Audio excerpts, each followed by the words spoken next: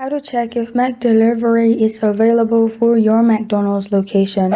Hi everyone, I'm here to assist you today. Without any delay, let's jump right in. First, open McDonald's on your device. Here, you'll find this kind of screen pop up. Click on Start and Order. Then, click on Change Location. Click on McDelivery. Click on Add New Address. And simply add your address. After you've added your address, it will show you if it's available in that location or not.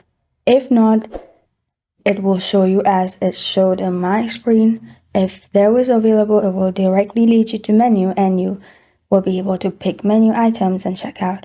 This is how to check if McDelivery is available for your McDonald's location. Thank you for joining me today. If this video helps you out, please leave a like and subscribe for more. Got a question or want to suggest a topic, comment below. Thank you for watching.